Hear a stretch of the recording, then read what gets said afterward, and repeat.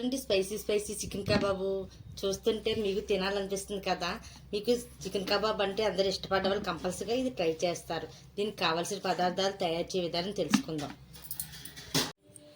Chicken కబాబ్కి కావాల్సిన పదార్థాలు: నేను 1/2 kg బోన్లెస్ చికెన్ తీసుకున్నాను.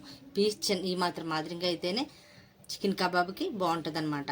దీంట్లోని ఫస్ట్గా మనం ముందుగా 1 టీ పసుపు, 1 టీ స్పూను సాల్ట్, 1 స్పూను అల్లం వెల్లుల్లి పేస్టు, స్పూన్ కారం. మన కూర కారం అయినా పర్వాలేదు, పచ్చి కారం అయినా పర్వాలేదు, స్పూన్ కారం పడుతుంది అనమాట.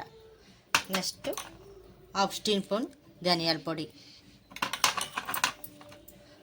1/2 స్పూను చికెన్ మసాలా పొడి. నెక్స్ట్ 1 నిమ్మ చెక్క రసం తీసుకొని మసాలా అంతా దీనికి పట్టేటట్టు బాగా కలుపుకోవాలి.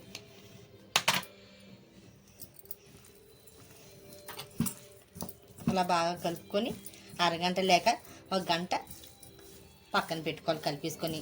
ఇలా మసాలా ఉప్పు కారం అంతా ఈ పీసెస్కి బాగా పెట్టి మంచి టేస్టీగా ఉంటుంది చికెన్ కబాబ్. ఈ ప్రాసెస్లో చేసుకుని చాలా సింపుల్ అండి. మన చికెన్ కబాబ్ అంటే పడి చచ్చిపోతాం. ఈ సింపుల్గా తయారు చేసుకునే విధానం తెలిసిపోతే కంపల్సరీ మన ఇంట్లోనే ప్రిపేర్ చేసుకోవచ్చు. అలా కలుపుకున్న తర్వాత అరగంట లేక 1 గంట బాగా ముక్కలకి మసాలా పెట్టినట్టు బాగా కలుపుకొని అరగంట లేక గంట పక్కన పెట్టుకోవాలి.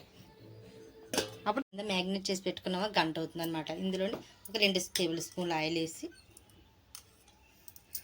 కలుపుకోవాలి. కలిపేసి కబాబ్ పుల్లలకి మనం గుచ్చుకోవాలన్నమాట. నేను ఎదురు పుల్లలు తీసుకున్నాను.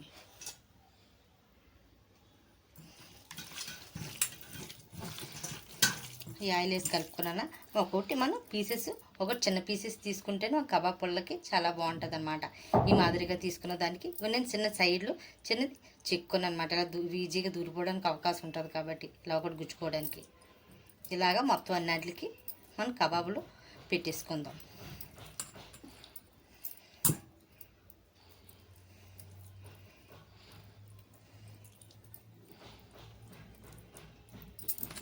లాస్ట్ వరకు ఇలా పెట్టుకోవాలన్నమాట. కబాబ్స్ అన్నీ ఇలాగా మనం గుచ్చేసుకున్నాం కదా. ఇప్పుడు స్టవ్ మీద చపాతీ స్టాండ్ మీద పెట్టి కాల్చుకుందాం. చపాతీ స్టాండ్ పెట్టుకొని నెమ్మదిగా కాల్చుకోవాలి. హై ఫ్లేమ్లో పెట్టేసామనుకో మాడిపోతాయి. లో ఫ్లేమ్లో పెట్టుకొని మొత్తం అంతా సమానంగా కాయేటట్టు నెమ్మదిగా తిప్పుకుంటూ కాల్చుకోవాలన్నమాట.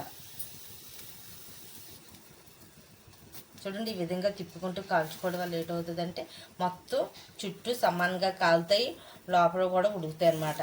పెద్ద మంట పెట్టేసుకున్నాం, హై ఫ్లేమ్ పెట్టేసుకుంటే పైన నల్లగా మాడిపోతే లోపల పచ్చి వాసన నుండి నీచు వాసన వచ్చేస్తుంది. ఇలాగ అన్నీ నెమ్మదిగా తిప్పుకుంటూ కాల్చుకోవాలి. అలా కాల్చుకుంటే కబాబ్ కూడా మంచి టేస్టీగా ఉంటుంది అనమాట. లో ఫ్లేమ్లో ఇలా కాల్చుకున్నామా చూడండి, మళ్ళీ ఎక్కువ మాడిపోకూడదు. నెక్స్ట్ మనం ఈ చికెన్ ఉన్నంత వరకే మనం అగ్గి మీద పెట్టుకోవాలి. ఈ మంట మీద మళ్ళీ కర్రలు కాలిపోతే వదిలేస్తాయి. ఈ మాదిరిగా కాల్చుకోవాలి. చికెన్ మాడిపోకూడదు మరీ ఎక్కువగా. నెక్స్ట్ బ్యాచ్ కాల్చుకుందాం. చూడండి, spicy spicy chicken kebab ready అయిపోయింది. చూడండి ఎంత బాగా కాలి. మరి ఎంతకంటే ఎక్కువ మనం మార్చేసుకోకూడదు. నల్లగా మాడిపోతే చికెన్ కబాబ్ టేస్ట్ మారిపోతుంది. చూడండి, spicy spicy chicken kebab ready అయిపోయింది. ఉండండి, spicy spicy chicken kebab ready అయిపోయింది. మనం తిందామా? చూడండి, చూడడానికి ఎంత బాగుంది కదా. చూడడానికి ఎంత బాగుంది, తినడానికి ఇంకా కూడా బాగుంటుందండి. మనం నిమ్మకాయ ఎలా రుద్దుకొని ఒక్కో పీస్ తింటే ఉంటుంది. ఆహా, ఏమి రుచి అన్నంత టేస్టీగా ఉంటుందన్నమాట చికెన్ కబాబు. మీరు తప్పక ట్రై చేయండి. వీడియో నచ్చినట్లయితే లైక్ చేయండి, షేర్ చేయండి, సబ్స్క్రైబ్ చేయండి.